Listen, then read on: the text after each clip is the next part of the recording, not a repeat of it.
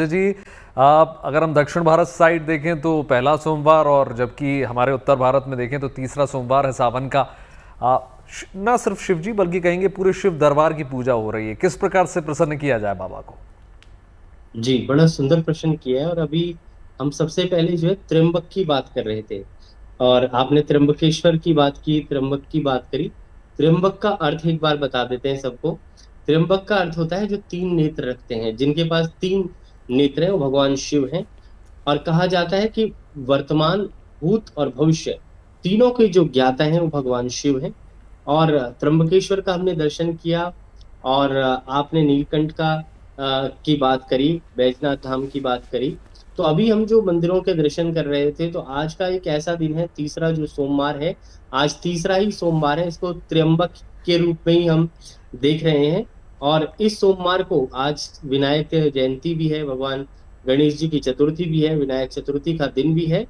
और आज के दिन जो है गणेश जी की पूजा, विशेष करके शिव जी की पूजा, पार्वती जी की पूजा, कार्तिकी जी की पूजा, नंदी की पूजा और शेषनाग की पूजा, ये सारी पूजाएं जो है की जाती हैं। आप साउथ में जाएं तो कार्तिकेय जी की पूजा सबसे ज्यादा होती है, और उत्तर भारत में जो है गणेश जी की पूजा होती है।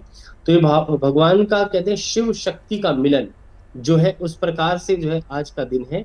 और भगवान शंकर जो है ऐसे योग में, जब आज सौभाग्य नामक योग भी बन रहा है, इसमें जो है पूजा की जा रही है। और यह दिन बड़ा पावन पर्व है, क्योंकि प्रकृति और नेचर की अगर हम बात करें तो ये दिन बड़ा महत्वपूर्ण है। और श्रावण में आप देखिए कि साक्षात जो है वर्षा ऋतु आ जाती है और भगवान शिव को प्रसन्न करती है। पूरी प्रकृति और नेचर जो है गदगद हो जाती है। और अगर हम भारत की बात करें तो भारत वर्ष में जो है श्रावण का जो महीना है, उसमें आप देखें कि जितने भी प्रकृति और नेचर है, सब साफ सुथरा हो जाता है, सब तरफ सफाई हो जाती है नेचर की। और भगवान शिव जो है शीतलता प्रदान करते हैं, तो मन में शांति भी काफी ज्यादा आ जाती है। तो इस वक्त जो है कोशिश करें, भगवान का स्मरण करें, और भगवान शंकर को प्रसन्न करने के लिए, शिव परिवार को प्रसन्न करने के लिए भगवान शिव की आराधना करें। कल हरियाली तीज गई है, तो ये क्या है कि हमारे जीवन के अंदर जो है हरा भरा रहे, जीवन हमारा सुख में और आनंद में रहे। उस प्रकार से जो है शिव परिवार की जब उपासना करते हैं, जी। ये जो सृष्टि के निर्माता हैं भगवान शिव ही हैं एक तरीके से, क्योंकि संहारक भी शिव हैं। और कहते हैं कि जिनका आदि, मध्य और अंत तीनों ही नहीं है, वो शिव ही हैं। तो उनकी बिल्कुल सही उपासना कहा जब संजय करते हैं जी, तो आपने आदि और जी। अंत दोनों ही शिव हैं।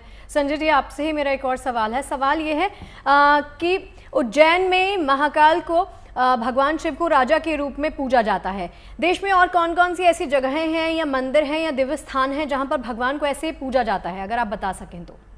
देखो, सोमनाथ जी के मंदिर में अगर आप जाएं जी। तो पूजा जाता है। आप जो है, जो 12 ज्योतिर्लिंग है, मल्लिकार्जुन है, आप यहाँ पर जाएं, बैजनाथ धाम धाम जाएं।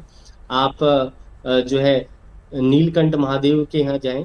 तो यहाँ पर जो सब स्थान है, जो 12 ज्योतिर्लिंग है, उनमें इसी प्रकार से पूरे विधि विधान के साथ जो है पूजा की जाती है और श्रृंगार किया जाता है।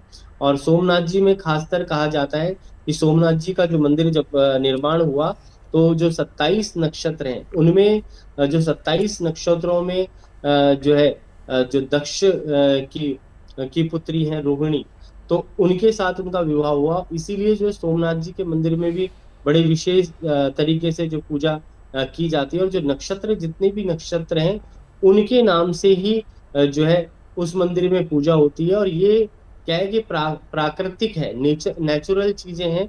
और जितने भी ज्योतिर्लिंग बनते हैं भारतवर्ष में, जितने भी ज्योतिर्लिंग है, वो सब एक ही नेचर से बने और एक ही अक्षांश रेखांश के अंदर होते हैं, जिस कारण से भगवान शिव का पूजन किया जाता है। आप देखें, जब पिंडी को जब रखा जाता है, शिवलिंग को रखा जाता है, तो जी। उसका जहां से जल गिरता है वो उत्तर की तरफ होता है, और भगवान शिव का जो लिंग स्थापित होता है दक्षिण की तरफ होता है।